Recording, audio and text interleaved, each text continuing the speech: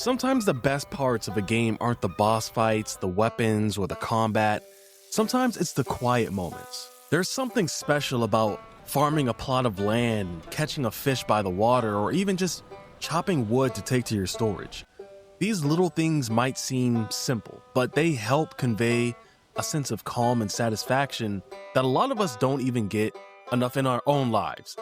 And I want this video to be about celebrating those small details in games. The ones where you slow down, breathe, and remind you to just enjoy the little things. Hey everyone, it's Game Gab again, and I just want to let you know I really appreciate you guys watching these videos.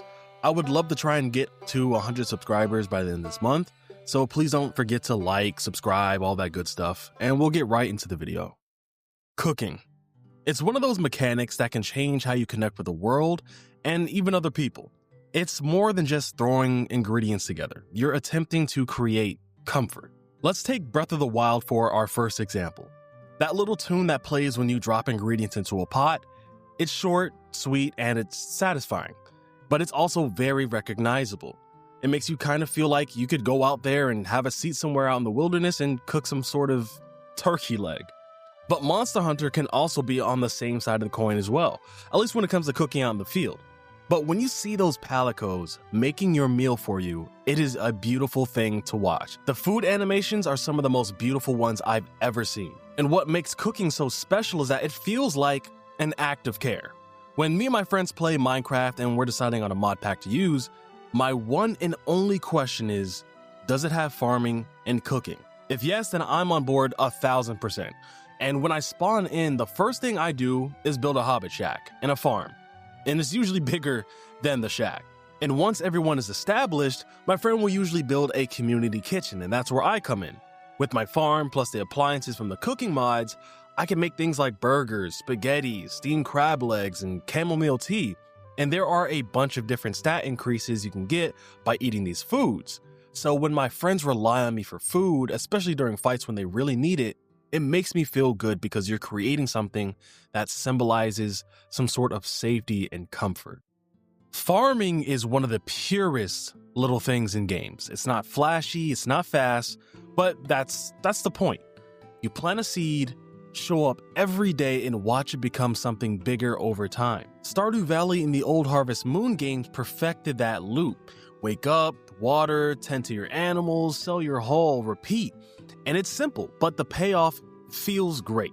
You see the farm change because you kept showing up. And what I love most about farming is how it ties you to the world. That's going to be a recurring thing here. But you start noticing the weather, planning your day around rain, saving up for sprinklers, fencing off your animals so they don't leave when the gate is open. That planning scratches an itch that I just really cannot explain. Farming is also community. In Minecraft mod packs, I will happily be my friend's produce person, trading stacks of crops or cooked meals for materials, and it just feels good to support your friends with something that you grew. And listen, as you should know, the progress isn't always going to be fast, depending on the game that you play, but your field is going from scraggly patches to neat rows, your barn is filling with animals, your shelves are getting full. It's patient progress, and sometimes that's exactly what we all need. I feel like fishing is one of the more popular mechanics in games that people just love, and it can also be one of the most relaxing things that you can do in a game. There's just something about standing by the water, throwing your line out and waiting for that little tug that feels so simple and peaceful. Again, let's take Stardew Valley for example. Fishing is rewarding, and it is also a great way to break up your day on the farm. Or you can look at Animal Crossing, where fishing becomes a part of your daily routine. And you're not just doing it for survival, you're doing it for collecting, filling up your museum, or seeing what rare fish you can catch that day. And one of my favorite games to fish in is Red Dead Redemption 2. And I don't think I found another game that's allowed me to have as much fun fishing as I do in this one. Finding a lake, getting into a canoe, and pushing out to fish in the middle of it can be one of the most fun and relaxing feelings ever. Fishing is about slowing down. You can put on some music and zone out, sit in a Discord call and talk, and just exist in the game world for a little while. Gathering and crafting never fails to keep me entertained. Whether it's chopping wood, mining ore, or picking herbs, There's something therapeutic about collecting resources in a game. Some people may find it repetitive, sure, but it's also very rewarding. Games like Skyrim or The Witcher 3 make gathering feel tied to the rest of the world. So you're collecting plants for potions, ores for weapons, or leather for armor, and it's not just busy work, it's all for a reason. And it feels great to just go out there and gather these things and bring them back to turn them into something useful. Even in survival games like Valheim or Rust, there's a rhythm to gathering wood, stone, and food. And that process of slowly building up your supplies, expanding your base, and seeing that progress over time can be really satisfying. And then when you pair that with crafting, the loop becomes even better, and your efforts are now turned into something tangible like a tool, a weapon, or a new structure. And crafting doesn't even have to be complex to be rewarding. Even something as simple as combining a few items to make a campfire or a potion can give you the same sense of progress. These mechanics can remind us that work doesn't always need to feel tedious or feel dull. It can be enjoyable too. Okay, so exploration might not sound like a little thing, but when you really think about it, joy can often come from slower moments of traveling, stopping to watch the sunset in a game like Red Dead Redemption 2, riding through a field of flowers in Ghost of Tsushima, or wandering through the city of ancient Greece in Assassin's Creed Odyssey. These aren't even scripted events. They're player-driven moments of discovery. Maybe it's a random house with a little bit of lore inside, or a hidden fishing spot, or a small campfire where there's random NPCs just talking. None of it is required, but stumbling across it makes it feel really cool. And sometimes exploration isn't even about what you find, it's about how it makes you feel. Walking through a snowy forest and hearing the crunch of your footsteps with the snow underneath, or climbing a mountain just to see what's on the other side.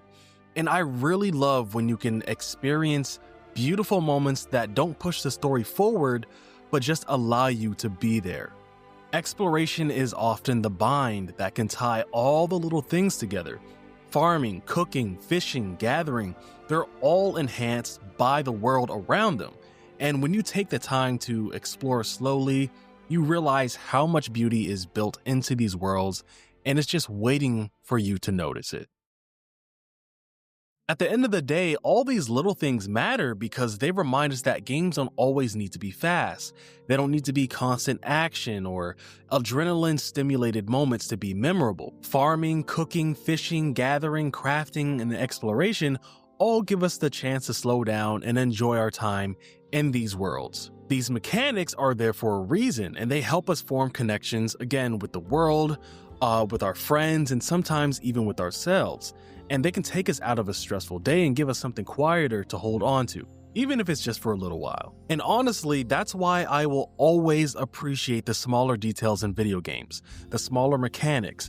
They're not there to demand your attention, but to give you space to enjoy them however you want. So the next time you're playing something, take a moment to enjoy the little things, because they just might end up being the moments you remember the most. Like always, guys, I really appreciate you watching these videos. It makes me happy even when I get 10 views. It means that someone is clicking on it because they're interested. Before you go, just make sure you like and subscribe. I'm going to try and pump out at least one video per week, and I would love to get to 100 subscribers by the end of October. Thanks again for watching, and I'll see you guys again.